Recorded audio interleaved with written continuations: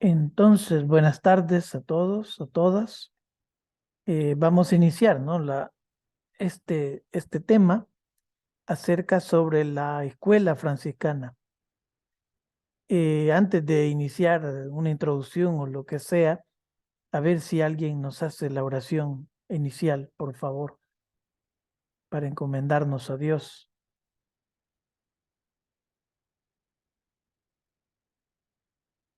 No hay mucho donde elegir, o es Delmi, o es María, o es Carlos, o Cifrido. Por favor, alguien.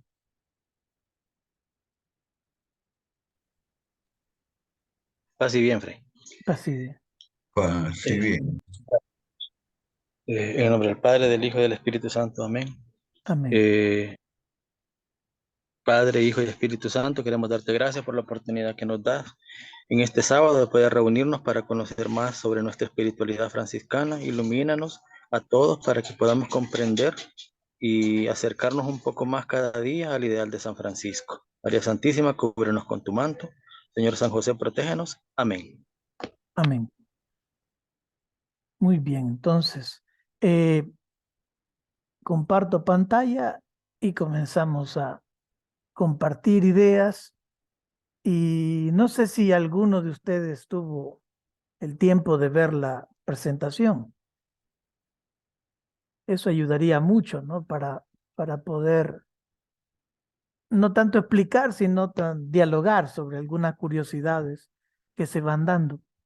Voy a hacer la salvedad que no me voy a dedicar tanto a explicar las características mismas, ¿no? Del pensamiento franciscano, porque eso se va a ir desarrollando a través de los diversos pensadores, San Antonio, San Buenaventura, Duns Scoto, ¿no? Eh, el otro, Ockham, ¿no? Entonces ellos nos van a ir indicando más o menos las diferentes características. Me voy a enfocar bastante, aunque no así, siempre vamos a dar algunas líneas de cuáles son los grandes rasgos que identifican y definen a la escuela franciscana. ¿Ya? Cuando hablamos de escuela franciscana, lógicamente hay que entender que estamos hablando de un periodo histórico, ¿no? Y al mismo tiempo una forma de ver la vida, de ver las cosas, de ver la realidad, de ver a Dios, de ver la iglesia, de ver todo. Es decir, es otra manera de ver el mundo, podríamos decir, ¿ya? Cosa que esto no se logró en el lado oficial de la iglesia, porque la iglesia agarró otra escuela de pensamiento. Esto hay que tenerlo claro, ¿no? La iglesia oficial, ¿no? Entonces vamos a ir poco a poco, ¿no? Escarbando estas cosas. Eh, Allá por el siglo XII, más o menos, ¿no? Alcanzó un alto poder terrenal, la iglesia. Hasta cierto punto unos podrán decir olvidando a Jesús, ¿sí? Olvidando el pensamiento de Jesús. Y los papas, los obispos, los cardenales, la gente de poder, ¿va? De la jerarquía eclesiástica, se dedicaban mucho a las conquistas, a las guerras, a las tierras, ¿ya? Eso le ocupaba más. Y más adelante le va a ocupar también el hecho de ir a las cruzadas. Pues ese es el momento, ese momento un poco fuerte, ¿no? De la iglesia que va a aparecer Francisco de Asís. Más o menos, va en 1182 o 1183, depende a quién consulta o de qué calendario está usando, ¿ya? Y también aparece Domingo de Guzmán en 1170, uno en Italia y el otro en España. Ahora, la iglesia ve en estas dos figuras, tanto Francisco de Asís como Domingo de Guzmán, una respuesta a los problemas que la iglesia tiene. Uno de tantos problemas que la iglesia tiene en ese momento son el montón de herejías, ¿ya? Bueno, ahora le llamamos herejías, hay que tener cuidado con el vocablo, porque a veces uno le llama herejía a cualquier cosa, ¿ya? Es decir, todo mundo tiene derecho a ser libre, a pensar libremente. Y hasta cierto punto, cuando tenés el texto bíblico, y claro, no tenés cierto rigor, ¿va?, científico sobre el texto bíblico, pues todo el mundo comienza a hablar de un modo propio, de una interpretación propia del texto. Esto era, alguien, un grupo lee un poco el Evangelio, se da cuenta que no es igual a lo que estamos viviendo, lo que están enseñando, lo que está mostrando la iglesia en ese tiempo, ¿no? Entonces tiene una libre forma de interpretar el texto. O en el caso de Francisco, le gusta leerlo literal y cumplirlo literal, ¿ya? Estas órdenes que van a surgir más adelante, después le vamos a llamar franciscano y luego dominico, ¿no? Eh, Tienen dos métodos distintos. Francisco busca un camino evangélico de servir a la iglesia. Es decir, desde la experiencia de vida evangélica, en sí mismo, esa es la forma de servicio, ¿ya? En cambio, Domingo de Guzmán dice que es el intelecto. Por el intelecto, nosotros vamos a defender a la iglesia de las herejías. Y ahí ya vamos viendo dos grandes líneas, ¿ya? Posteriormente se van a originar escuelas de pensamiento, que ya tienen sus representantes, ¿no? Que ya en la historia ya lo conocemos, ¿no? Los dominicos tienen a San Alberto Magno, a Tomás de Aquino, al maestro Eckhart, famoso, ¿no?, en la Edad Media, y a San Vicente Ferrer, en el lado español. Los franciscanos, algunos de ellos, ¿no?, algunos representativos, otros también que no aparecen, como Pedro Livi, que no lo coloqué aquí, pero hay un montón de personajes más. Alejandro de Ales, San Buenaventura, Roger Bacon, Juan Duns Scoto, Guillermo de Ockham, etc. Entonces van apareciendo en el siglo XII dos grandes líneas de pensamiento, que no vamos a decir, cuidado, a decir que una es buena y la otra es mala. No vamos a decir eso. Son distintas formas de expresión y distintos aportes que han dado a la iglesia, ¿ya? La teología escolástica es la teología que se está fraguando, ¿no?, en los años, en el siglo XI, XII, XIII, lo que en historia conocemos como la Edad Media Baja. Y uno dice, bueno, si es el mayor apogeo intelectual, porque le llaman Edad Media Baja, es una manera de ver que vamos hacia el esplendor y luego del esplendor vamos para abajo. Es así la historia, ¿no? Así lo interpretan los historiadores del siglo XX. No crean que este vocablo, la media baja, es un vocablo que se colocó en el momento. Eso no es así. Entonces, la teología escolástica surge con la incorporación de la filosofía griega. Es decir, no se conocían los griegos, ahora se conocen, pero no se conocen bajo las interpretaciones de varios filósofos, ¿ya? Es decir, a veces ni siquiera tenías el texto original de Aristóteles, de Tomás, perdón, de Platón, ¿no?, sino que van a ser los discípulos que van a traer ese pensamiento, algunas obras originales de los autores, y van a influir, ¿no?, las ideas en Europa. La escolástica trata de abandonar la patrística. ¿Y eso qué significa? La patrística tiene un método, el método de encarar con el otro. Es decir, y no hay forma. Si uno lee, por ejemplo, los padres de la iglesia, que son la patrística, ¿no?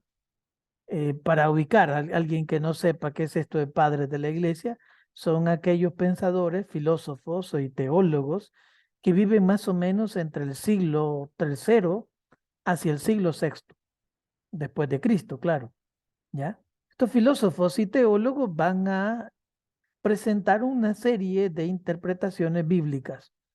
Son famosas las obras y las homilías de los padres de la iglesia. Y la iglesia ha retomado como parte de su interpretación dogmática, ¿no?, las enseñanzas de los padres de la iglesia. ¿Qué quiero decir? Bueno, para entender la diferencia entre escolástica y patrística, es que la patrística te encara, entonces te desnuda, pues, es decir, te presenta vilmente así el pecado. Y no te queda más de otra, o seguir en tu pecado o cambiar, ¿no? En cambio, la escolástica ya no busca eso, sino busca ser más racional el mensaje. ¿Y cómo así? Entonces introduce 3 métodos. Por un lado está la lectio, que significa que alguien viene y hace una propuesta de un texto bíblico. Bueno, y luego, segundo paso, la cuestión. ¿Y eso qué significa? Yo propongo de este texto bíblico esta interpretación. A mí me parece que Jesús o quien sea que estoy usando el texto, esta es mi interpretación de ese texto. Luego viene la disputatio. ¿Y eso qué significa? Pues comienzan a debatir los maestros con respecto a mi proposición. Lo puedo hacer que ellos me digan o lo puedo hacer que yo automáticamente haga las preguntas para debatir. En el debate y en las proposiciones comienzan a aparecer las mejores ideas, ¿no? Lo que parece más racional va a ser lo que van a introducir en los textos, en las grandes sumas que se llaman, ¿no? Entonces, estos precursores de la escolástica van a ser San Anselmo de Canterbury, ¿ya?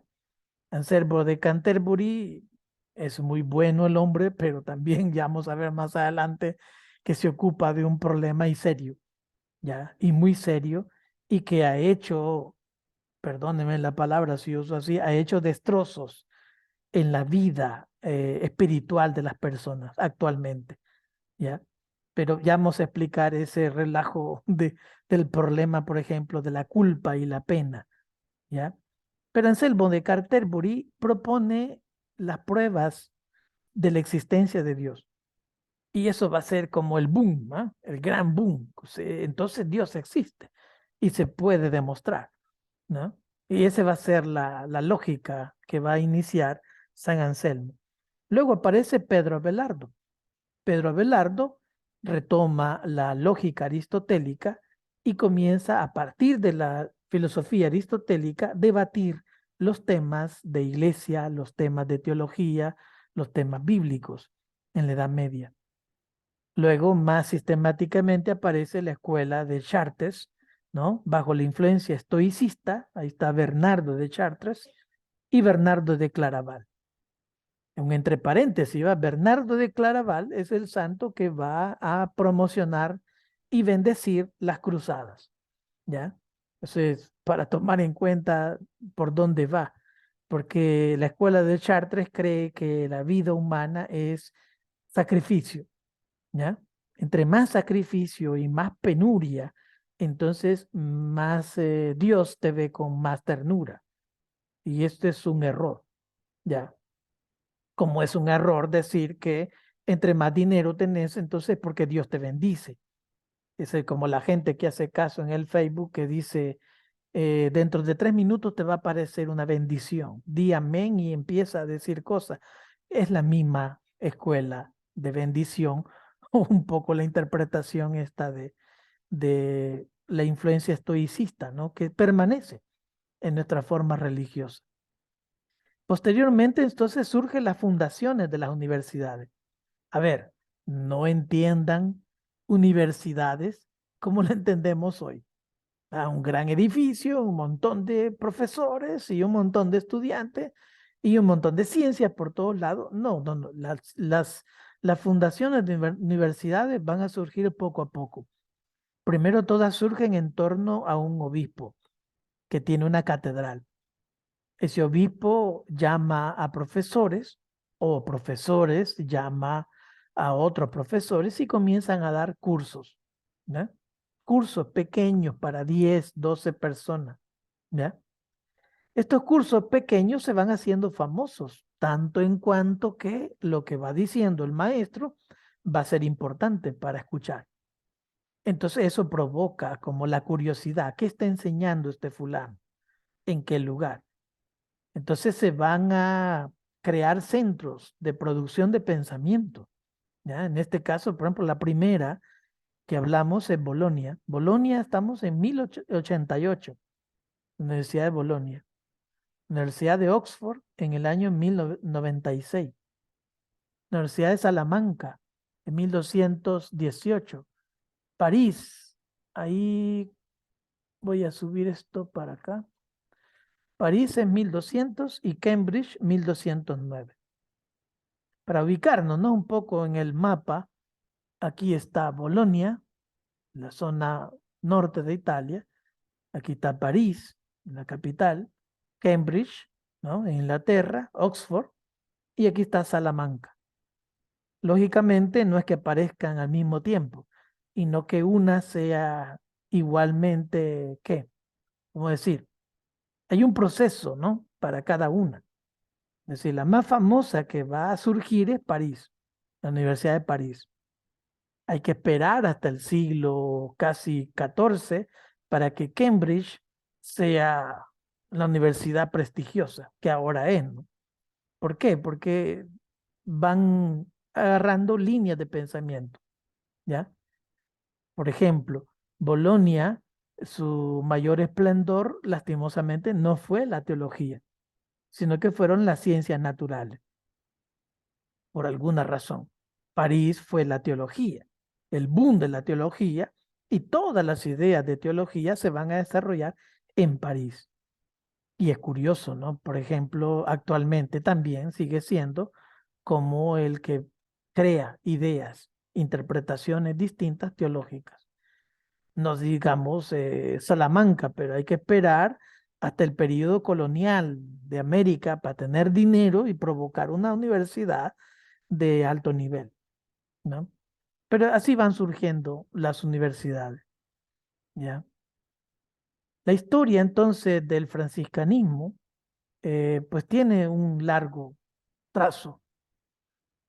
En principio, para Francisco de Asís no hay lugar para el estudio de las ciencias. Él cree que no es importante, ¿ya? Solo basta vivir el evangelio y eso es todo lo que hay que hacer, ¿ya? Y a los que ya son letrados, que hay muchos que van integrándose a la orden en los primeros tiempos, pues les va a pedir pues, que su conocimiento lo pongan al servicio de los demás. Como la carta que le hace Francisco a San Antonio, ¿no? Que no apague el estudio, el espíritu de oración y devoción.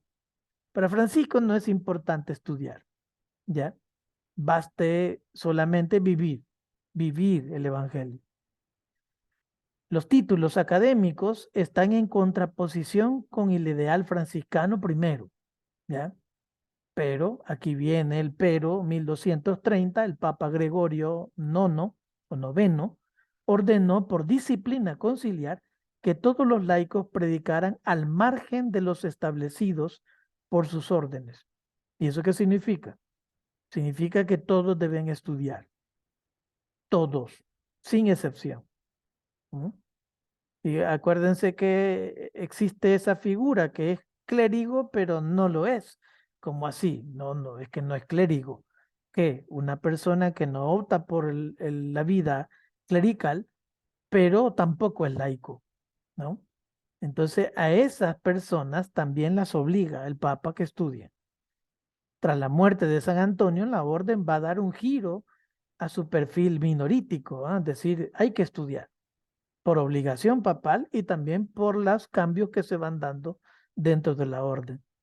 En menos de un siglo, la orden se encuentra dentro de las grandes fuerzas de la iglesia.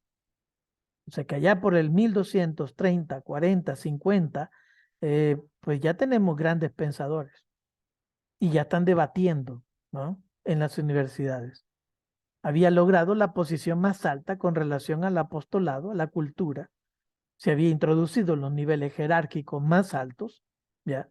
Todavía no aparece un papa franciscano, pero ya habían cardenales y obispos franciscanos. Y asesoraba con otros, ¿no? La política del papado. Sé que tanto la orden dominica como franciscana van a participar en todos los ámbitos de la iglesia, ¿ya? Y en todas las misiones, en todos los procesos políticos, jurídicos que se van dando a través del tiempo. ¿Qué más?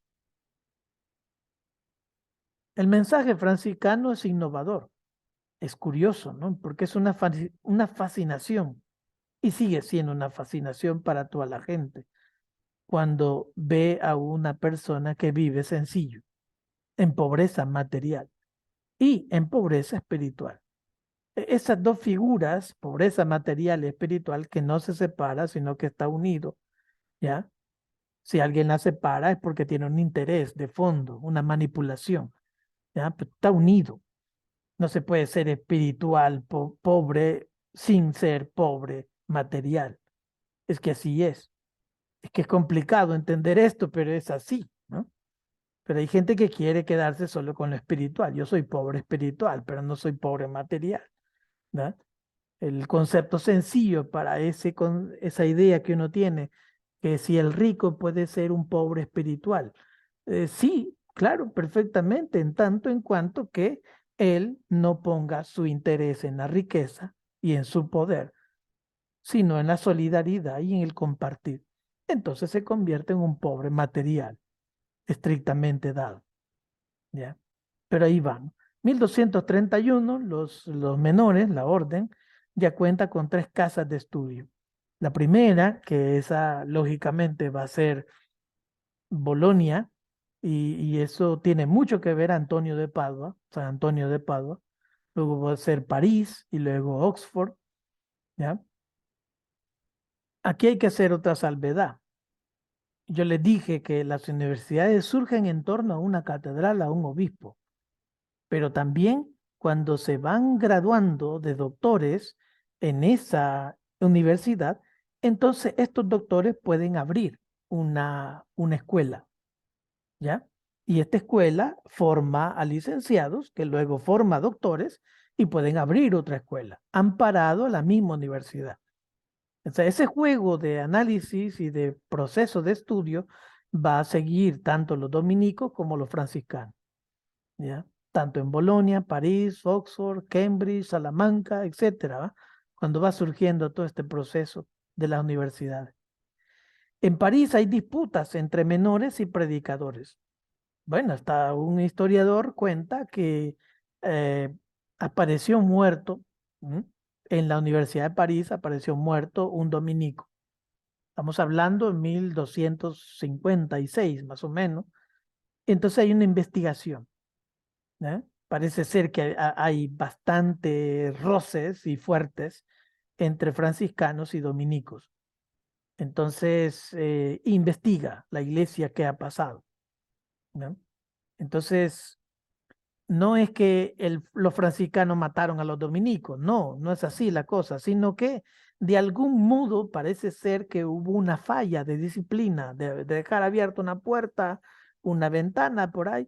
Entonces, con ese error, hasta cierto punto normal, ¿va? Para todo ser humano, se genera una disputa y una pelea, cartas entre cardenales hasta que llega el Papa, ¿ya? Hasta que llega el Papa y el Papa tiene que deliberar cuál es el problema ahí, ¿ya? Bueno, para decir, ¿no? Que esto se aprovecha cualquier cosa para generar problemas y controversia. Vamos a ver por qué están peleando tanto, ¿ya? Ya para 1222 ingresan a la orden 4 doctores. Este es uno de los elementos interesantes y causa de los problemas que se van dando en París, ¿ya? Entre lo que se pueden destacar a Aymon de Fabrecham.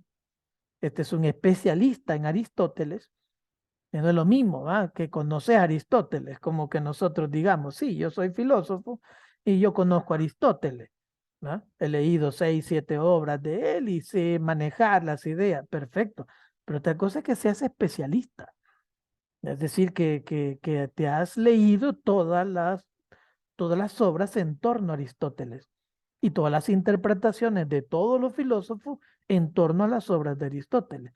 Eso lo convierte en un especialista.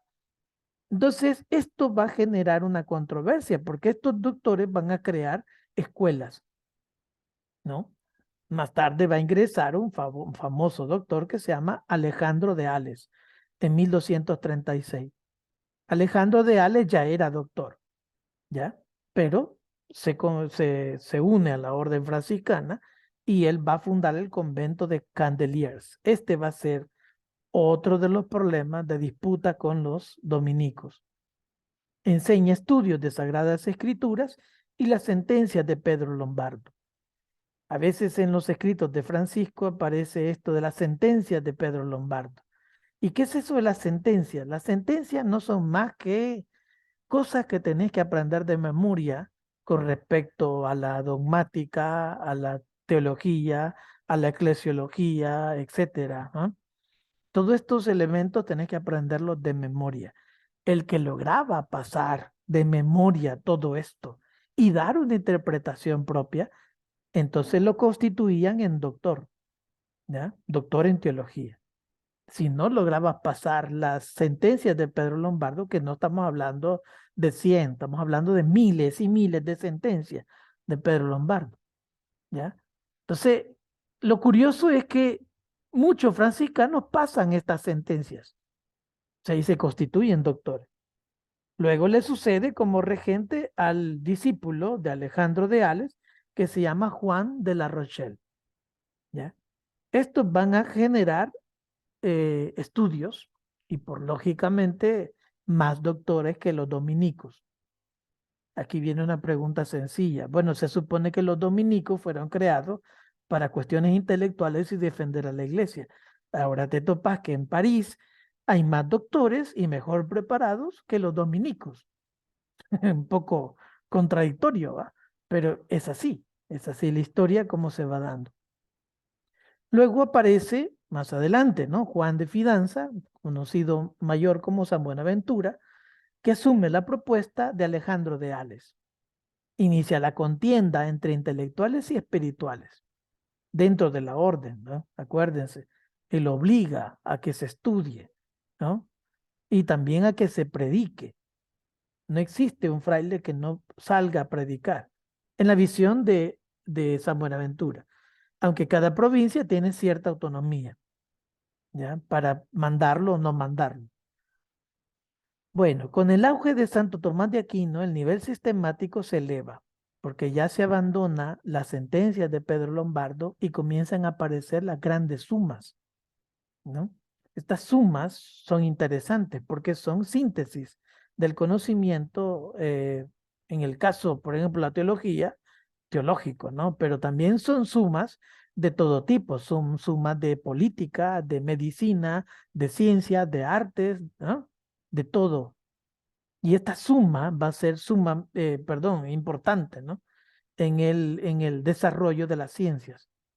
Al mismo tiempo, San Buenaventura escribe su Breviloquium, pero no llega a una síntesis teológica como la que ha logrado Tomás de Aquino.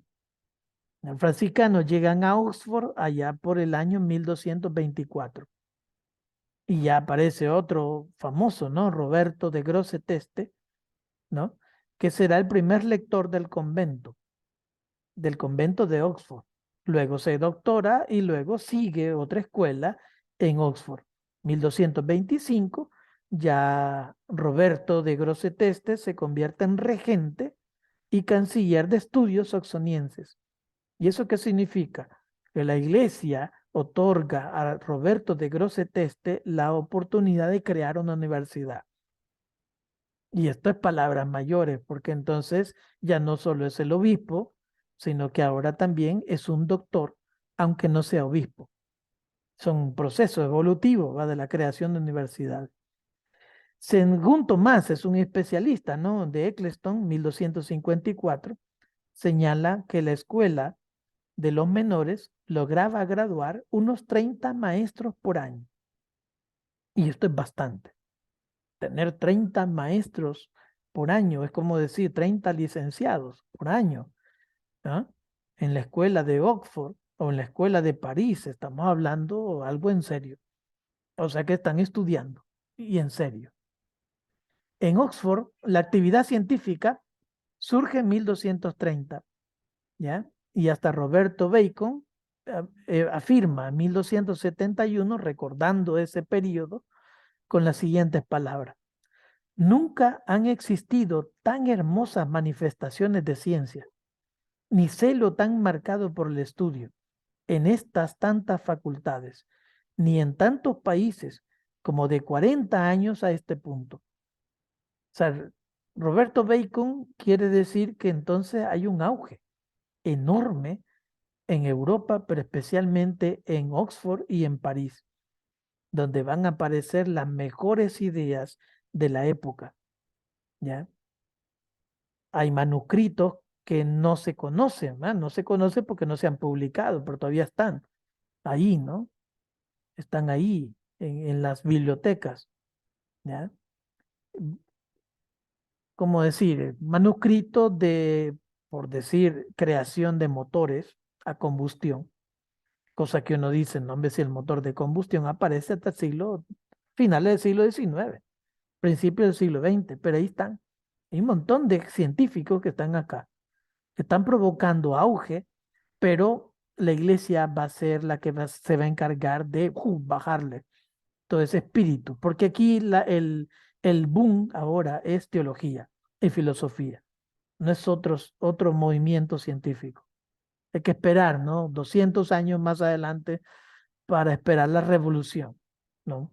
Todo este proceso que provoca a, a los científicos que reconocemos ahora, Galileo, Galilei, etcétera.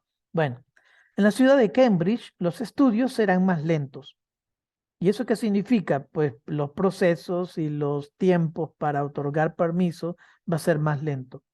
Hasta 1318 el Papa Juan XXII confiere los estudios generales a Cambridge.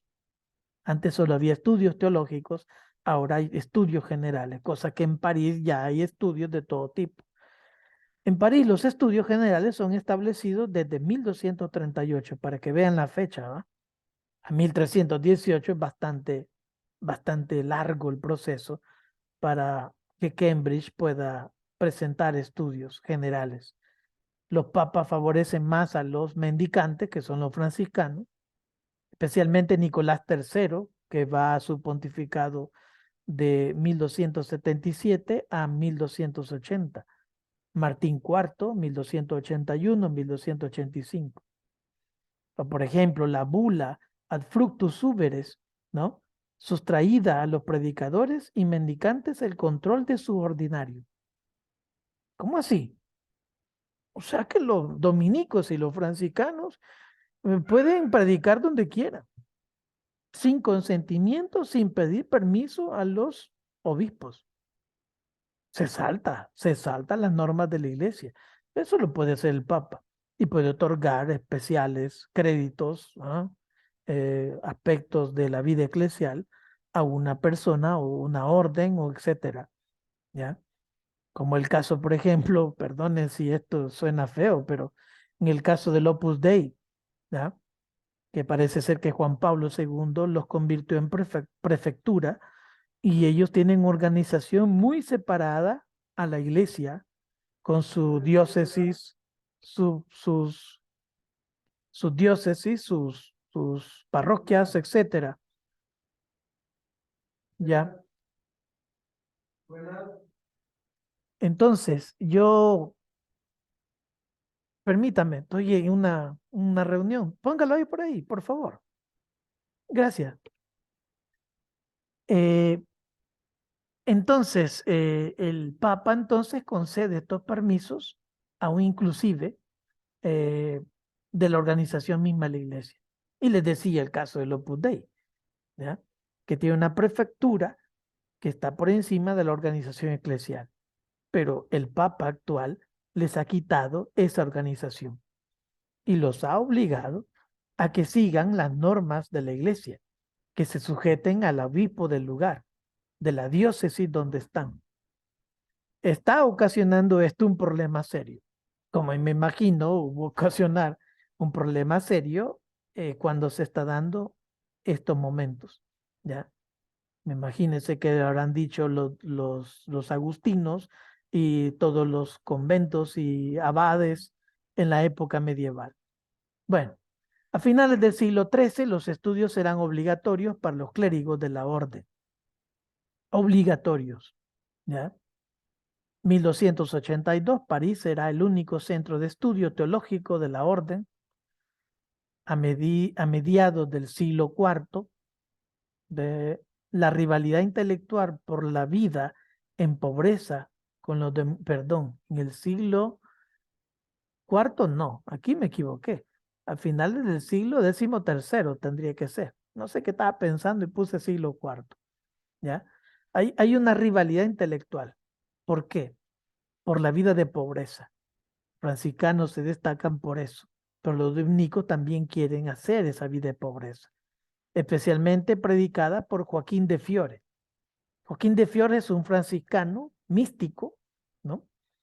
Perdón, no es franciscano, este es cisterciense, ¿ya? Es místico. Pero Joaquín de Fiore va a influir mucho en estas órdenes, en los dominicos y los franciscanos. ¿En qué sentido? Porque creían que la santidad es casi como lo que tenemos en nuestra cabeza. La santidad es una persona que no se equivoca nunca y que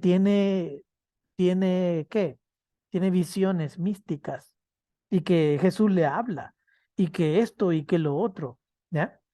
Y que se van desligando de este mundo material y ya no comen, ya no disfrutan de la vida, ya no toman una cerveza, por decir algo, ya no hacen nada, sino que todo es despegarse de este mundo material. Cuidado. Joaquín de Fiore no sé qué estaba fumando porque parece ser que eso no es evangélico. Despegarse de este mundo material y decir que no vas a cometer errores es cometer un error en sí mismo, ¿no? Y cometer errores en sí mismo. Entonces Jesús hubiera condenado inmediatamente a Pedro porque lo va a, a decir que no le conoce 3 veces. No lo conozco, nombre, no se le ocurra ese, no sé quién es. ¿Ah? Y comete errores, todos cometieron errores, se fueron, lo abandonaron, ¿ya? ¿Y eso qué significa? Pues parte de la vida humana, tener miedo, es parte de la vida humana tener un error. La santidad de ese tipo es una santidad equivocada totalmente. No estamos diciendo que te des a la juerga, al relajo, no, no, pero no te vas a despegar de este mundo. Al contrario, la vida se hace en este mundo con los errores y con las situaciones que nos pasan, tratando de ir superando una cosa tras otra, ¿no? Hasta que te encuentra la muerte. Ya Dios decide si te va, si te concede, ¿no? Otro problema fue que los regentes de las universidades de París se pusieron de acuerdo en permitir solo una casa de estudios para cada orden. Recuerden, ¿va? Cada doctor va creando una escuela y esa escuela se vuelve famosa y si tiene más doctores, entonces crea otra escuela. Entonces se van dando muchas escuelas y eso es lo que quiere la iglesia, remitirse a pocas escuelas. Eso es otro aspecto que va a provocar disputa entre dominicos y franciscanos. Otro factor es que los mendicantes no pedían el diezmo eclesiástico, los dominicos sí. Cada vez que predicaban pedían dinero. En cambio, los franciscanos cuando predican no piden dinero. Si quiere darnos es otra cosa. Esa es libertad del que escucha, del que se siente agradecido por el mensaje. Pero no es una cuestión de pedir dinero. Cosa que interesante que se mantiene, ¿no? Hasta la fecha. Guillermo de Saint-Amour recopiló 30 tesis heréticas de los franciscanos en París y le tituló Liber Introductorius ad Evangelium Aeternum, ¿no? Que están interpretando el evangelio de forma libre. Esto no puede ser posible. Entonces este Guillermo, que es un maestro, un doctor, entonces va a crear este libro. A este estudio se le unió el Papa Inocencio IV con su bula Et si animarum, es decir, es posible animar esta secuencia de cosas heréticas, ahí comienza la bula, ¿no? Y comienza a limitar los privilegios de los mendicantes, de los franciscanos. Ya para 1254 asume el Papa Inocencio IV, ¿no? Aquí hay otro dato, este tercero, no, perdón, tercero y después cuarto, quien antes fue el cardenal protector de la orden franciscana, ¿ya? Quien el 4 de abril de 1255, con la bula Quasi Lignum Vitae, restituye las cátedras de los dominicos devuelve a los maestros mendicantes sus funciones universitarias y una total y completa restitución de la fama y los estudios de los franciscanos. Es decir, eso sucede, ¿no? Un papa tras otro dice una cosa, luego el otro papa no es que lo contradice, pero recupera la honestidad y la verdad de las cosas, entonces restituye el honor de las personas. Así se van dando. Y esto provoca más controversia entre dominicos y franciscanos. Estas disputas contribuyeron a que los argumentos teológicos se sistematizaran. Lo que parece negativo, al correr del tiempo, se creó algo positivo, porque los argumentos teológicos que se daban ya a finales del siglo XIII, estamos hablando cosas importantes, y aparecen temas muy importantes, que van a aparecer mentes prodigiosas como Juan Duns Scoto, Roger Bacon o Guillermo de Oca, ¿ya? Y ahí me detengo y después, pasado esto, ojalá que no me lleve mucho tiempo, ¿ya? Podemos comenzar a discutir o a preguntar, ¿no? ¿Cuál es la diferencia entre la escuela tomista, ¿no? Es decir, así se denomina la escuela de los dominicos, el mayor representante es Santo Tomás de Aquino, y la escuela franciscana. Algunos diré alguna cosa sencilla, pero otros creo que me voy a detener porque es importante. En el caso de la escuela tomista se fundamenta en Aristóteles, porque aparece un gran personaje, Francisco Bertrano, ¿no? Con influencia agustiniana. En cambio, los franciscanos van a retomar mucho a Platón, pero no a Platón el conocido, ¿no? Sino la interpretación de Platón según Plotino. Según Plotino, las cosas no pueden ser de una manera, las cosas son complejizándolas en el todo. Y esa es una postura interesante, porque la posición, por ejemplo, de cualquier cosa de la vida, uno cree que las cosas se resuelven quitándolas. ¿Mm? Parece ser que es una como, como que fuera mandamiento, ¿va? Lo que aquello que es malo, quitándolo, se quita el mal, cercenando inclusive, ¿no? La visión, por ejemplo, evangélica. Si tu ojo es ocasión de pecado, es mejor quitarlo, porque es más fácil entrar tuerto y no con los dos ojos a la vida, perdón, al infierno, ¿ya?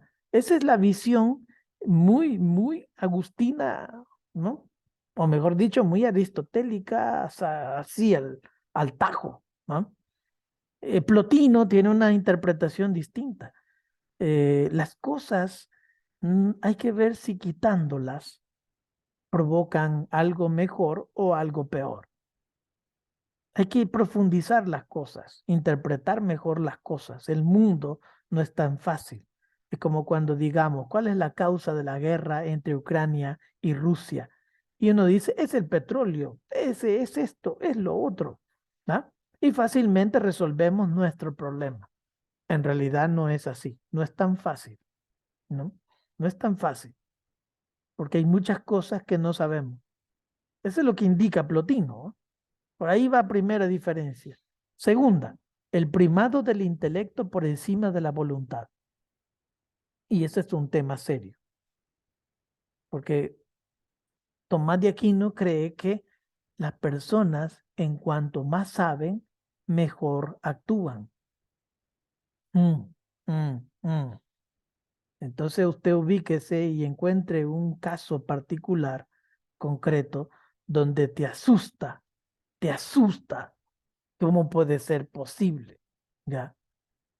Por ejemplo, esta semana que acaba de pasar, no sé si se dieron cuenta, apareció una noticia de un famoso sociólogo latinoamericano, muy famoso, Buenaventura de Souza, brasileño de origen portugués, ¿ya? Eh, acusado de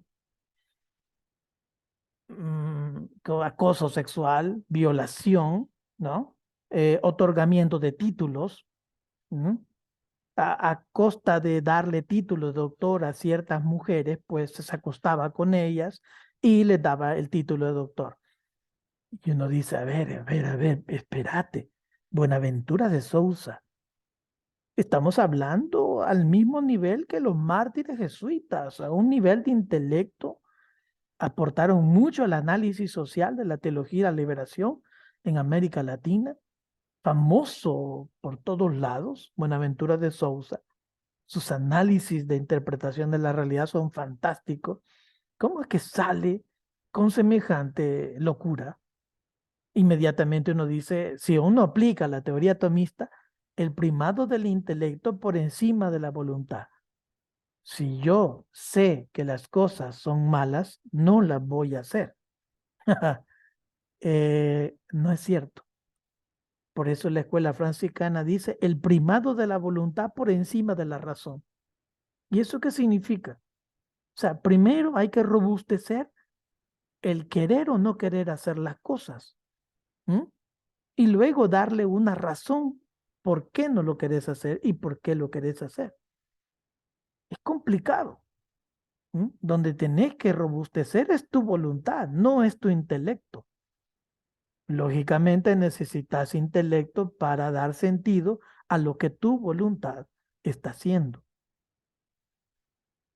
Un ejemplo quizás, no sé si ayuda o no ayuda, ustedes me hacen preguntas después si entendieron bien esta cuestión. A ver, uno le pide a Dios para cambiar algo. Y hace oración, y hace esto, hace lo otro. Perfecto. Entonces yo pido. Y a veces ese pedir es intelectual. Yo pido, ayúdame, Señor. Casi como diciéndole, intervení en mi vida, cambiame todo y que yo pueda hacer las cosas porque tú me lo ordenas y me lo cambias. No es así. No es así. Yo debo cambiar internamente. ¿Eso qué significa? Darme cuenta que he cometido un error y humillarme. Y esa forma, entonces yo provoco a que la voluntad no vuelva a hacer eso. Luego busco razones por los cuales voy encontrando un método para vivir. ¿Ya? Pero bueno, ahí les dejo la tarea. Si se comprende bien, perfecto. Si no, pues me preguntan. Tercero, predilección por la predicación. Bueno, la teoría, perdón, la escuela tomista es predicadora hasta la fecha y en cambio la escuela franciscana es una predilección por la pobreza, porque se cree que a través de la pobreza, que es una mediación importante evangélica para encontrar el camino de la verdad y de la santidad, como lo pide Jesús. Cuarto, la racionalidad por encima de la intuición. Esto está unido a lo segundo, de la voluntad y el intelecto. Lo primero es un dato de razón. En cuanto más conozcas, más mejor actuarás. Algo así como cuando vamos a retiro y se llenan de un montón de citas bíblicas y un montón de ideas, y llega un predicador y te atorzona con un montón de ideas y hasta que te hacen llorar, va. Perfecto.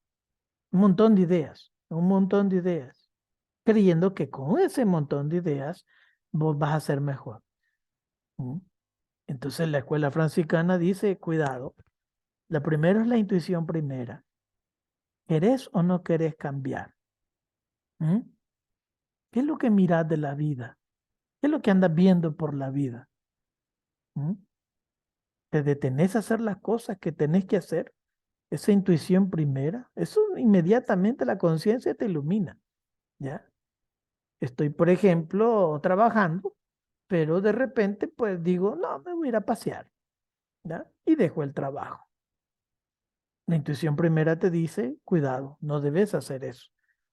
Pero no le hacemos caso a la intuición primera. Hacemos caso más al soporte ese hasta cierto punto arrogante, intelectual que manejamos, ¿no? La intuición primera, lo primero que viene a la vida. O casi podríamos decir que el Espíritu Santo, ilumina a través de intuiciones primeras, sencillas, ¿no?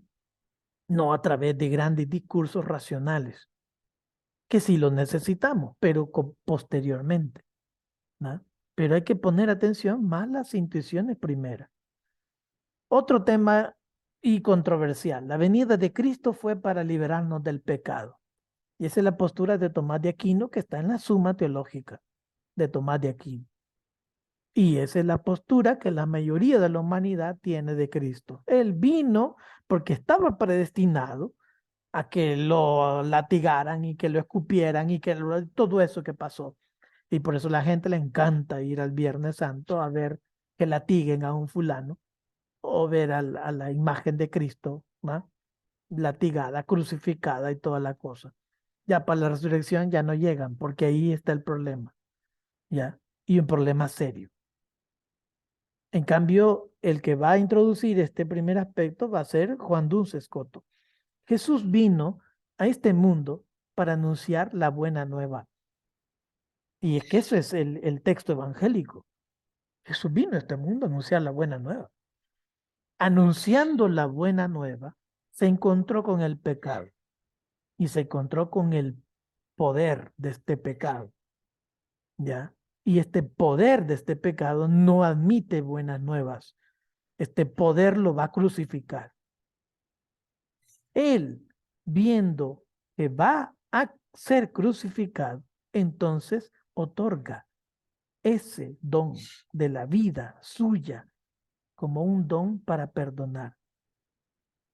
Encontramos en toda esa teología que Pablo va a construir sobre la rectificación. Esto es la carta a los Romanos, a partir del capítulo 3 hasta el 8. Ahí tenés todo el discurso de Pablo de por qué Cristo nos ha perdonado, ¿ya? Y se acabó. ¿Mm? Y no hay más. A partir de eso, la escuela tomista ha dicho que Cristo ha venido para liberarnos del pecado. ¿Y el evangelio dónde queda? ¿Y el reino de Dios dónde queda? ¿Mm? O sea que lo más importante es salvarte de tu pecado. Lo que menos importa es el dolor y el sufrimiento de este mundo. Y cambiar esta historia. Y cambiar por otra historia que es el reino de Dios. O sea, estamos abandonando totalmente el mensaje de Jesús. Siguiente, el ser humano adquiere el intelecto, ¿ya? Es decir, el ser humano no viene por naturaleza, sino que es que se tiene que dar el intelecto porque el ser humano viene nulo. Lo que Aristóteles decía, la tabula rasa, o sea, venimos cero, no sabemos nada, ¿no? Entonces, es necesario la ciencia y que otro, la escuela y todo eso, para tener intelecto, ciencia y conocimiento, ¿no? Y ahí hemos hecho la vida hasta la actualidad, que dice la escuela franciscana, el intelecto es por naturaleza. Lo que después va a ser la discusión de Emmanuel Kant, más adelante, hacia el siglo XVI, XVII, lo que después va a ser Baruch Spinoza, luego toda la escuela de los pensadores alemanes, ¿no? Sobre la cuestión de que la vida es importante. No es tan importante la interpretación que hacemos de ella, sino que es la vida, ¿ya? Como ahora podríamos decir, el primer derecho y el más grave es respetar la vida, ¿no? Y eso no hace falta que te den lecciones, eso ya lo traes por naturaleza, lo comprendes por sí mismo, no hace falta ir a la escuela para entender que esto es indebido. Como por ejemplo en El Salvador está apareciendo un montón de accidentes de gente que maneja motocicleta y muertos y por todos lados y que cortan miembros por los accidentes, es horrible, ¿ya? Y es fuerte.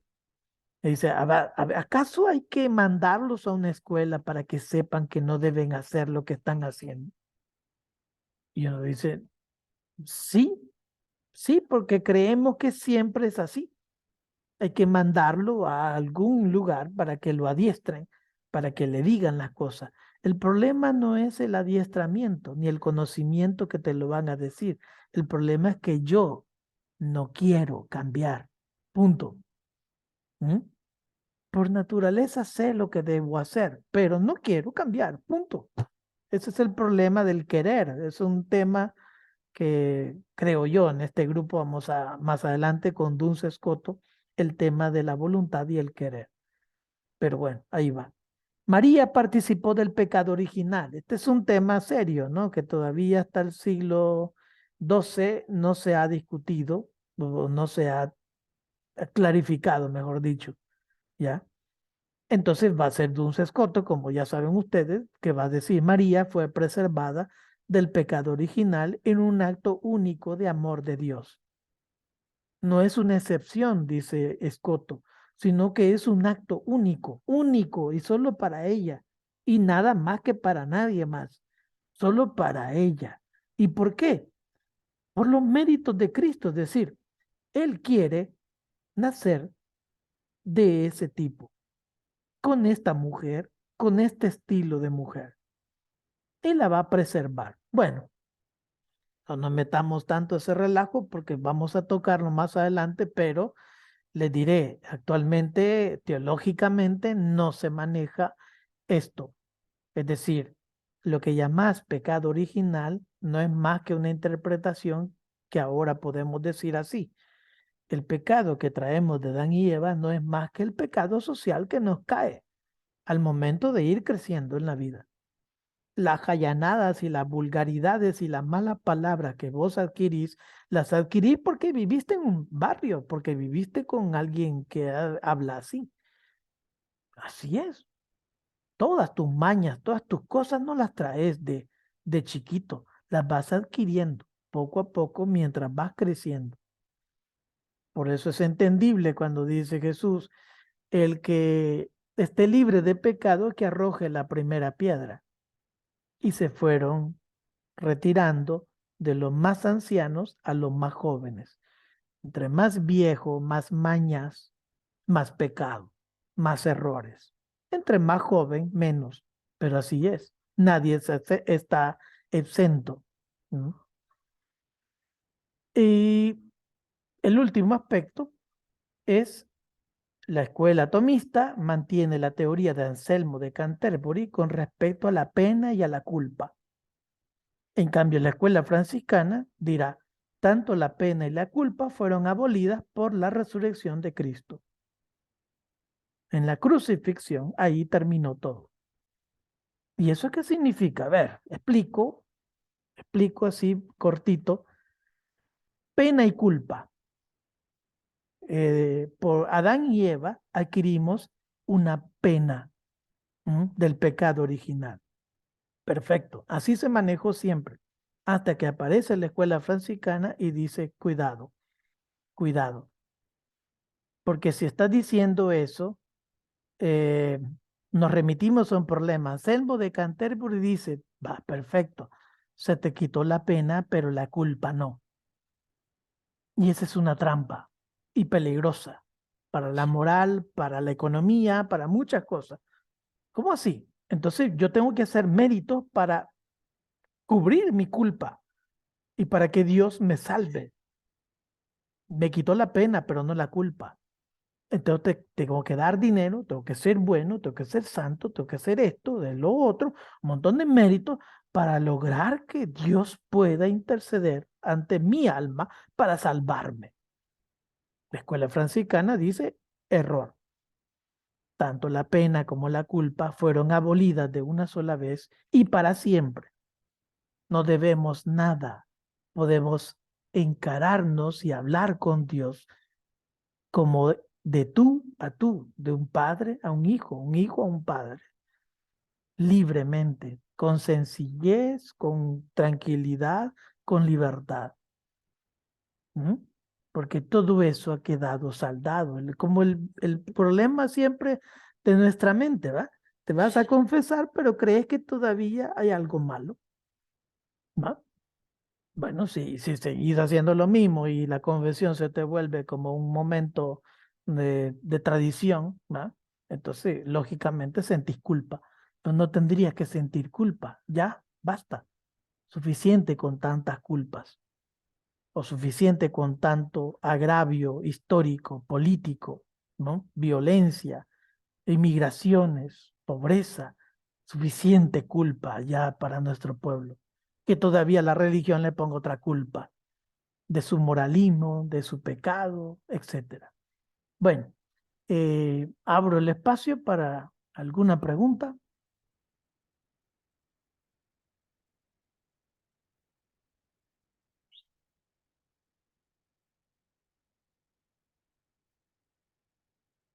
¿O alguna aclaración? ¿O me quieren corregir algo? Pues bienvenido. Quizás una opinión y no sé si estaré equivocada o no sé, Ujú. con la entrevista que le hicieron unos jóvenes al Papa Ajá, y temas muy profundos para la juventud y muy claros que lo vivimos diariamente, ¿verdad? Entonces, ¿qué pasa con aquellos hermanos franciscanos que no comparten o no toleran o no aprueban el hecho de que una mujer, un hombre trans, participe y pase a leer una lectura, o mm, que haya una pareja, no sé, ¿verdad? sí, Del mismo sexo y que compartan en la comunidad y todo eso. Entonces, ahí no sé, ¿verdad? Cómo la escuela franciscana, o sea, o todo esto podría ir cambiando esas ideas o no sé si eso es personal o no sé, ¿verdad? ¿Cuál sería la postura ahí de la mayoría de los religiosos, no solo franciscanos, pues que tienen ciertas condenas hacia ciertos temas y que lo hacen sentir a uno pues como lo más basura, ¿verdad? Que hay en la iglesia o en la sí. comunidad solamente. Sí, bueno, yo creo que es una cuestión de conciencia de cada quien. Ahí está la escuela, ahí están los pensadores, ahí está la teología, ahí está un montón de herramientas, pero sucede como sucede siempre. A veces uno está en un grupo y dice, ¿se acuerdan la parábola del sembrador? Perfecto. ¿Dónde cayó por segunda vez la semilla? A ver, ¿dónde cayó la segunda vez la semilla? La primera en tierra buena, la segunda entre espinos o entre piedras o entre... No me acuerdo, ¿ya? ¿Y por qué no te acordás? Que una vez has leído el texto y seguramente cada vez que vas a misa te acordás de que existe ese texto. A ver cuántas veces te has leído el Evangelio. No, en serio. Como cristiano, es obligatorio leer el Evangelio como literatura. Agarro un libro, ¿no? Empiezo a abrirlo y a leerlo, ¿ya? La genealogía de Jesús fue esta. Fulano de tal, y ahí seguí leyendo como libro de texto. Solo así te vas a entender de qué es lo que quiere el Señor. Si vos estás esperando entender el Evangelio cada vez que vas el día domingo, ay Dios, hijo, te hacen un examen de los Evangelios y reprobás. Eso sucede con lo mismo. A veces lo que más sale es nuestro querer, nuestra interpretación, nuestro gusto, nuestras deformaciones como seres humanos. ¿Ya? El caso puntual que usted alude, pues claro, es que ha sido. A mí me tocó una vez un párroco que me mandó a callar a un montón de homosexuales que cantaban en una misa. Los chicos eran homosexuales. ¿En qué momento hemos tenido, me estamos hablando yo en 1992, creo que fue eso? ¿En qué momento yo tuve un texto, un libro, una cosa para que me dijera, son seres humanos? ¿En qué momento me dijeron que también lee el Evangelio, todos somos hermanos? En vez de echarlos, mejor ayudarles. Ahora entendemos eso, porque hemos crecido, ¿ya? Pero usted se pregunta, ¿cómo es posible que un padre en este siglo XXI, con todos los textos que tenemos, las interpretaciones de derechos humanos, bla, bla, bla, cómo es posible que actúe así? Es que no ha leído nada o quiere hacer las cosas a su gusto, a su capricho, a su interpretación, ¿ya? Porque les he decir, todos hemos pasado, entre más años, hemos pasado por un proceso de conversión de muchos temas de la vida. Yo como profesor, ¿Qué no he encontrado en un aula? ¿Ya? ¿Qué no he encontrado en un aula? Pero claro, es parte del crecimiento espiritual, cristiano, ¿no? Profesional, que te va indicando hacer lo correcto, tratarlo como persona, ganártelo, pues. Y tal vez podés ayudarles. ¿M? Y si ya son así, ¿y qué vas a hacer? ¿Los vas a cambiar? ¿M? Antiguamente se le daba una gran tunda para cambiarlo. Creíamos que era la forma. Ahora sabemos que nos equivocamos. Tantas cosas nos hemos equivocado. Yo considero que sería bueno acercarse a esta persona y hablarle con confianza, con seguridad, ¿no? Y mostrarle otra manera de hacer las cosas, ¿ya? Así como dice el Evangelio, acércate a solas. De nada hacemos difamándolo, ¿no? Haciéndolo público. Acércate, ayúdale. Ahora, si no ayuda, pues agarra a otros testigos, dice, y anda, acércate otra vez y decirle, hey, aquí hay varios que estamos en contra. Y así se va haciendo la vida, ¿no? Pero tranquila, es un proceso que unos van más adelante y otros no. Y eso es así, ¿no? La vida. No piense de que porque ya es padre tiene que saber todo. Oh, ay, Dios, usted supiera cómo es la formación de los sacerdotes en un lugar o en otro lugar o en otro lugar y qué tipo de conocimiento les dicen en este lugar, en otro lugar, no hay una cuestión común. Debería de ser, porque las leyes y los documentos de la iglesia lo establecen, pero en la vida real no se da, no se da. Ayer, por ejemplo, estaba una alumna comentándome de un teólogo diocesano, pues, ¿verdad? Diocesano, que la está acosando literalmente por teléfono, ¿verdad? Acoso sexual, y que mandame fotos y que no sé qué, y así presionándola. O sea, es decir, eso es así, ¿verdad? No les educan, no les dan temas sobre esto, nulidad sobre temas de afectividad, de respeto a la vida humana en casos concretos de este tipo. Pero así es, ¿no?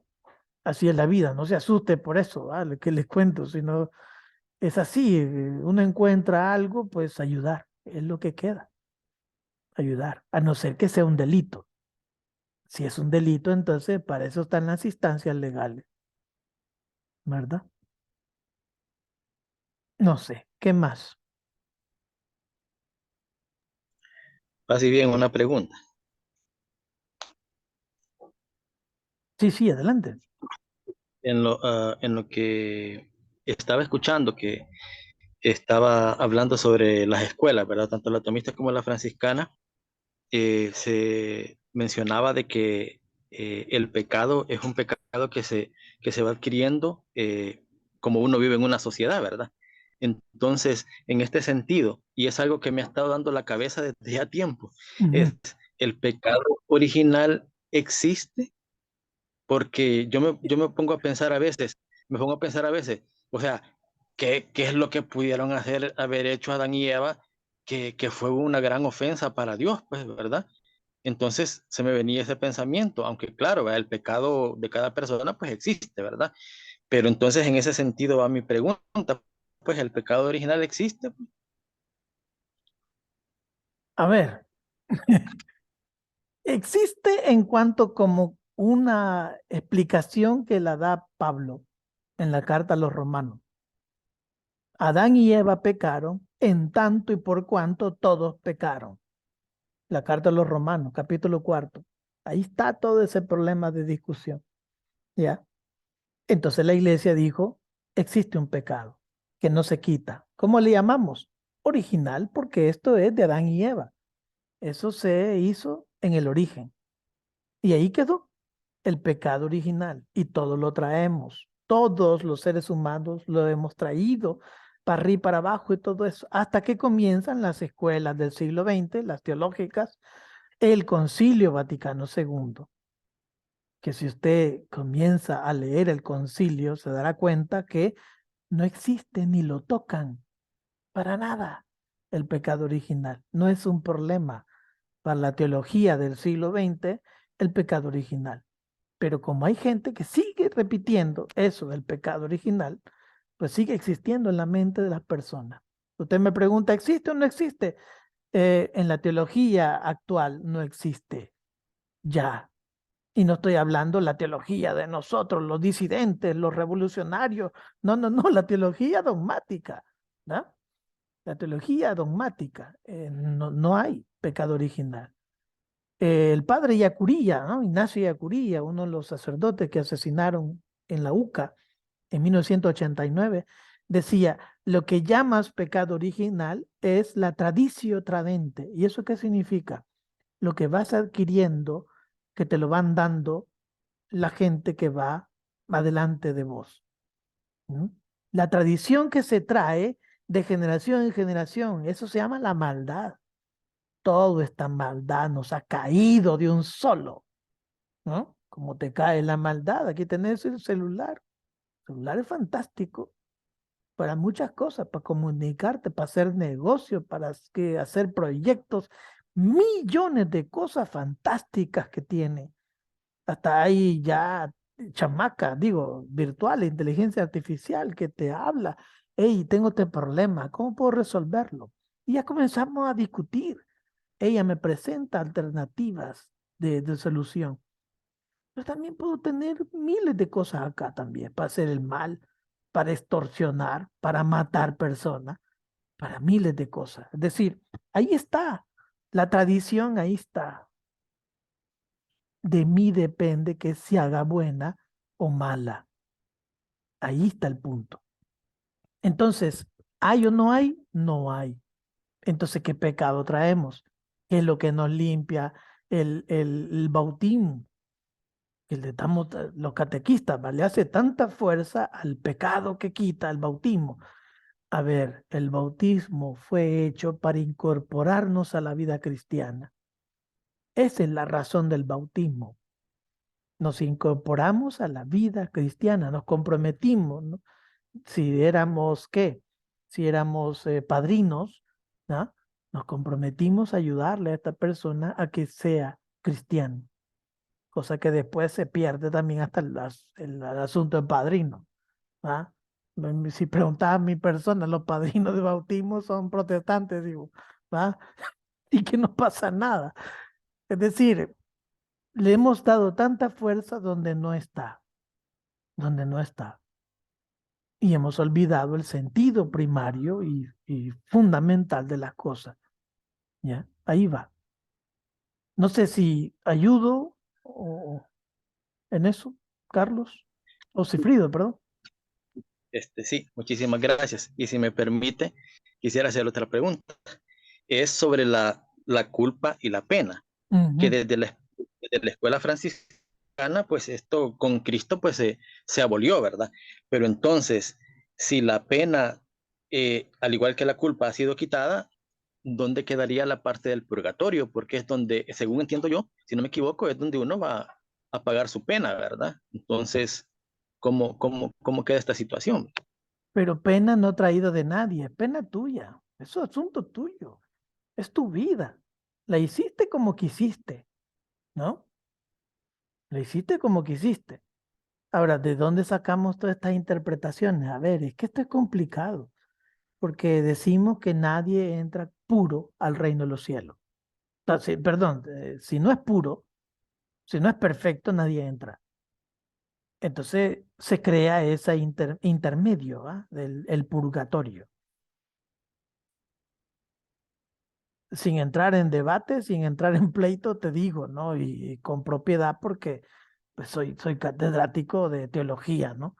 Y en la historia de la iglesia aparece ese momento donde hay un concilio que trata de indagar qué pasa aquel que es buena gente, pero ha cometido errores en su vida. Y volvemos al tema de San Anselmo de Canterbury, ¿ya?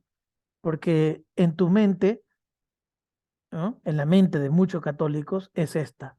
A ver, yo soy bueno, perfecto, pero cometo un pecado grave, capital. Me voy a confesar. ¿Mm? El Padre me perdona. En nombre de Cristo me perdona. Y yo estoy perdonado. Perfecto, voy a hacer mi, ¿cómo se llama eso? Que lees, que vas a rezar. Penitencia, va a ser tu penitencia.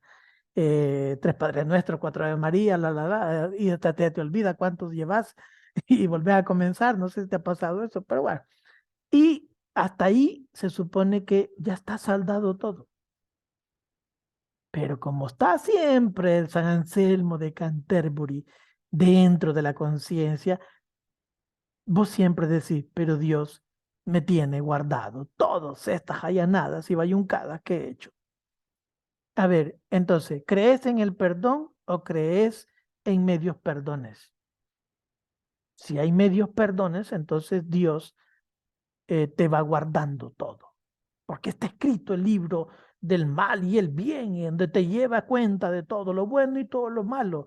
Bueno, esa es la interpretación del que escritor, ¿ya? El escritor no está con Dios, ¿o sí? No. Si te han perdonado, estás perdonado. Si cometes pecado y crees que vas a cambiar y haces firme propósito de cambiar y vas a la confesión, estás perdonado. No hay más vuelta. No hay un Dios que está apuntándote las cosas. Hay un Dios que ya te ha perdonado en nombre de. ¿Mm? Si tu conciencia es recta y querés cambiar y haces esfuerzo de cambiar y buscas mediaciones, no solo religiosas. Si es un problema psicológico, busca psicología. Si es un problema de acompañamiento, relaciones humanas o lo que sea, busca a los expertos, pero hacer propósito de cambiar. No hay pena, no hay pena. Ahora me voy a remitir que eso ya se salta un problema y serio. Eh, la ciencia tiene evidencia de que seguimos viviendo ya. Ya hay experimento de eso. Pero no hay experimento de que alguien se va para arriba, ni hay experimento de que alguien se va para abajo. Eso la ciencia no puede decirlo, ¿ya? Pero nuestro conocimiento hasta la época, porque no sé cómo pensaremos dentro de 100 años, ¿no? Parece ser que tranquilo, mano. Dejáselo a Dios el tema de salvación y el tema de condenación.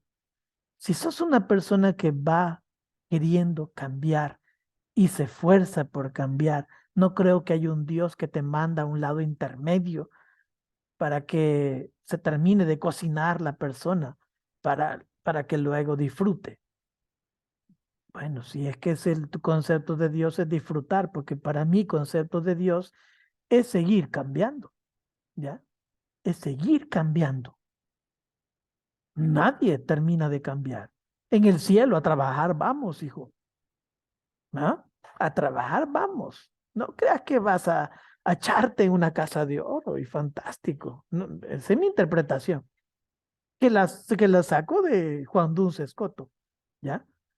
Pero bueno, esas son las formas de cómo manejamos la vida cristiana, que a veces por miedo, por querer, no, mejor no cambiar la manera de pensar de la persona, pues no se dicen estas cosas, ¿ya?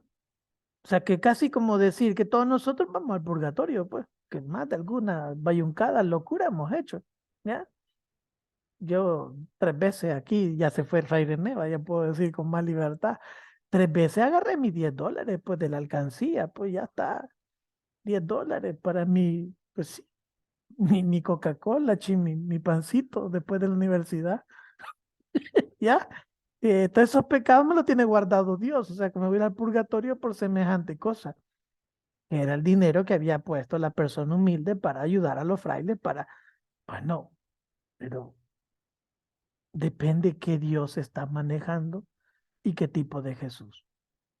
Si ya te confesaste y lo hiciste con conciencia, ya está perdonado, se acabó. No hay libro, no hay libro. Y seguí así, trabajando, ¿no? Trabajando hasta que te encuentra la muerte. Y la gente va a hablar de vos siempre, porque si cometiste un error, siempre van a hablar de vos siempre, aunque después nunca lo volvés a hacer, siempre va a hablar de lo mismo la gente y te va a echar el ojo de lo mismo, ¿no? Pero bueno, no sé si alguien más quiere. Eh, Excelente ponencia, dice la escuela de mis hijas, tendré que reiterar. Uy, ¿cómo es eso? Excelente ponencia, tengo que reunión. Ah, en la escuela de mis hijas tendré que retirarme. Eso lo puso Delmi. Perfecto, Delmi. Yo Si pensé me que... permite, Sí, si me permite, quisiera hacer una última pregunta. adelante. Espero, bueno, se está hablando de bueno, nuevamente, de la escuela tomista y de la escuela Ujú. franciscana, ¿verdad? Entonces, pero me surge a mí la pregunta, hay diversos pensamientos a nivel teológico, pero para poderme dirigir yo en mi vida cristiana, eh, tendría que haber una verdad absoluta, o no habría una verdad absoluta. Mira, eso es lo que se busca en la ciencia, pero en las ciencias matemáticas es posible. La verdad absoluta es que 1 más 1 es igual a 2. ¿Va? Hace un muro de 1 metro y hace un muro de 3, y vos decís, 1 es igual a 3. Bueno, en la teología sí, 1 es igual a 3. Dios Padre tiene diversas manifestaciones como Hijo y como Espíritu. Son 3. Pero en la ciencia real, no. Ese muro de 3 metros más este muro de 1 metro, te va a quedar horrible tu casa.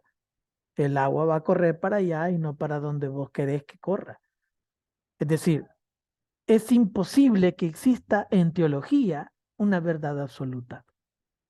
Primero porque estamos en diferentes latitudes culturales. En África es un pleito serio la cultura. En América Latina también. En Europa igual. ¿Ya? Las interpretaciones cristianas que han venido detrás, hasta cierto punto como ideal tendría que ser, como estás diciendo. Debería de haber una verdad, no absoluta, pero por una verdad que dirija a todos. ¿Por qué crees que el Papa está haciendo este esfuerzo sobrehumano, creo yo, de buscar una iglesia sinodal? La palabra sinodalidad es serio, porque entonces se requiere que comencemos a comprender a todos los hermanos que no son católicos y aprender de ellos, y entre ellos hacer una misma forma de vivencia política, social, religiosa, etcétera. Este camino se metió un problema serio. ¿Mm? En la búsqueda de la verdad. Y creo que debe ser así, no debe ser absoluta, debe ser búsqueda. Como dice este filósofo, ¿no? De Sócrates, ¿no? Vamos buscándola. O como el otro filósofo que andaba un candil buscando quién es más sabio, Aristófanes, ¿no? Creyendo de que había uno más sabio que él y no lo encontró nunca. Sí, pues sí, vamos buscando. Tampoco decir que yo te estoy transmitiendo la verdad absoluta. A ver, te estoy transmitiendo lo que yo he comprendido leyendo de la teología actual, más allá de la teología del Vaticano II, porque este es un debate serio, posterior a la teología del Vaticano II, y luego los aportes de las demás teologías en América Latina, ¿ya? Pero así es, verdad absoluta creo que no existe y no la vamos a tener, vamos cambiando. Mira lo que decía, que ya se fue, ¿va? De Delmi, mira cómo ha costado aceptar a ciertas personas distintas a las que manejamos anteriormente.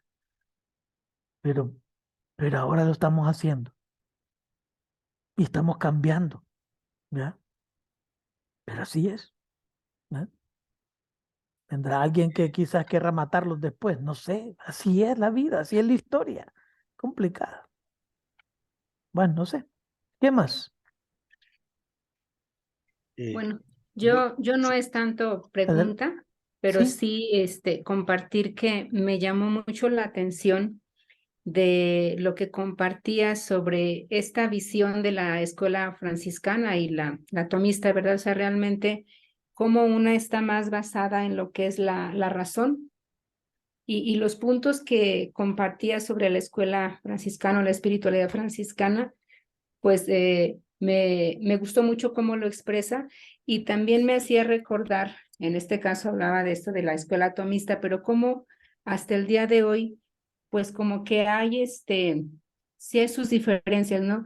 Yo he estado así a veces en algunos retiros con jesuitas y cuando dice, soy franciscana, así como que enseguida vienen algunos detalles, ¿no? Como que, Así muy concretos, pero pues digo, desde todo el caminar de las diferentes escuelas, pues como que sí ha habido sus diferencias, pero bueno, pues a mí en lo particular sí me llama mucho la atención esto de cómo compartió de lo del caminar de la escuela franciscana y también me llamó la atención en la manera del compartir esto de Jesús, ¿no? Cómo por años y en las mismas catequesis ciertamente se ha dicho o le preguntas a cualquier niño, a cualquier joven, ¿por qué murió Jesús? Pues por nuestros pecados.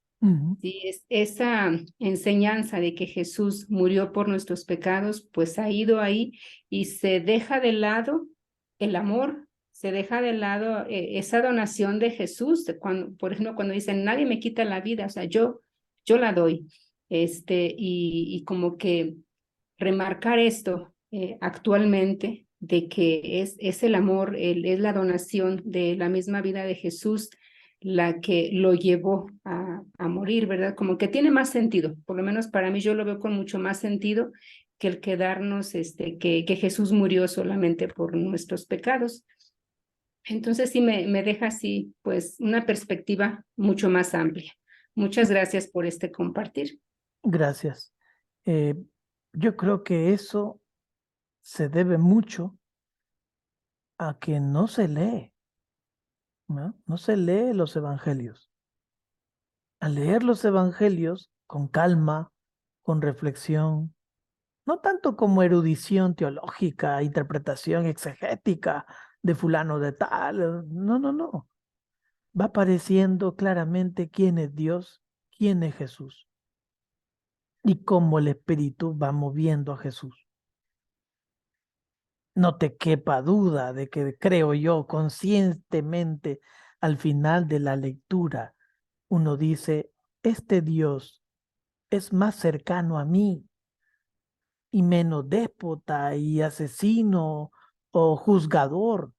No, este Dios es comprensivo, amante, sencillo, ¿ya? Espera que yo sea igual y que acepte los errores y que camine coherentemente en la vida. Eso es lo que pide. ¿No? Hasta el mismo, o sea, a ver, perdonen si me meto a berenjenales, va, como dicen, en la misma cena, en la misma cena, Jesús les dice, toman y comen todos, porque este es mi cuerpo, que será entregado por ustedes.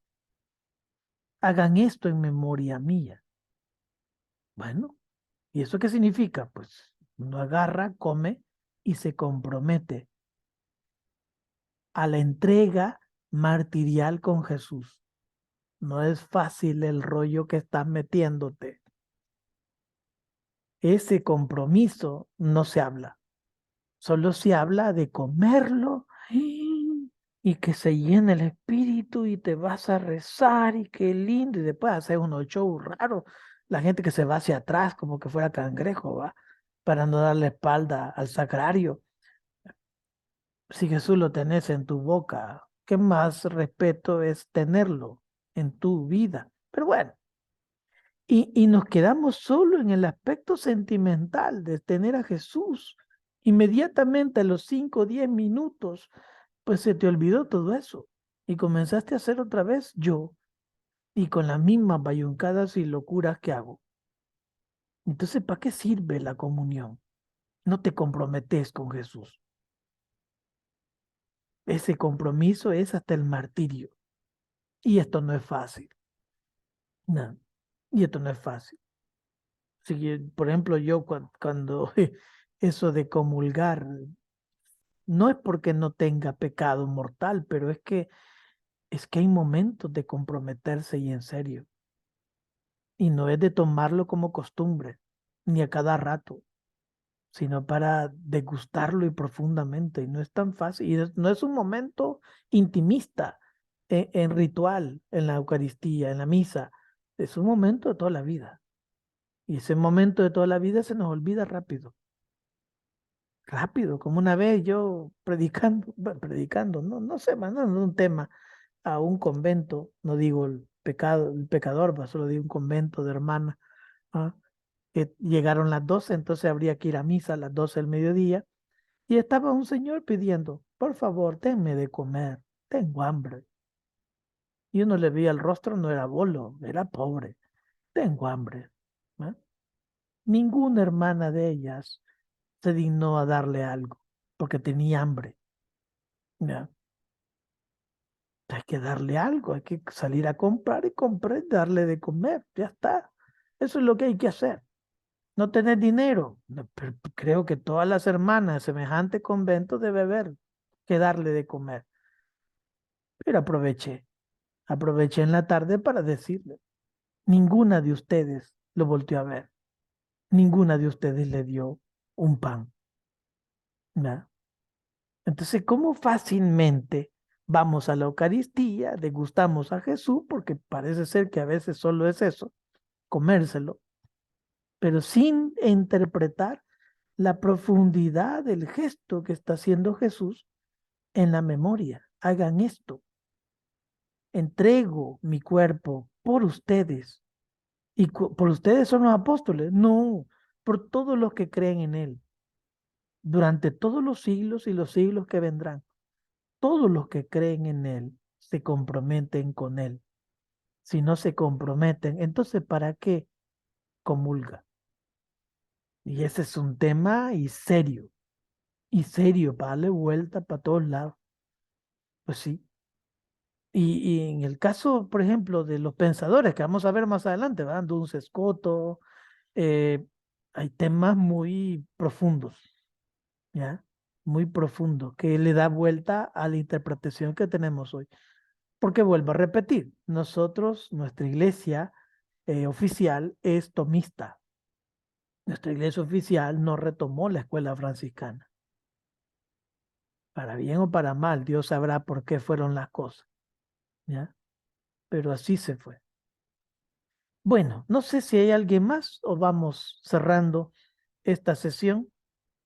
Primero disculpándome, ¿va? Si ofendí alguna cosa y pues en lo que haya podido contribuir, pues con gusto. Y para eso está el WhatsApp, también para si quieren seguir escribiendo algo, preguntando algo, pues perfecto, ahí podemos poner un audio inclusive, es más fácil, ¿va? En vez de estar escribiendo tanto, mejor un audio para esclarecer mejor las ideas. Bueno, si no hay más, pues gracias y pasen una feliz tarde y pase bien a todos y a todas. Igualmente, muchas gracias. Muchas Gracias. gracias. Saludos Gracias. para todos, para todas. Gracias, gracias. Muchas gracias.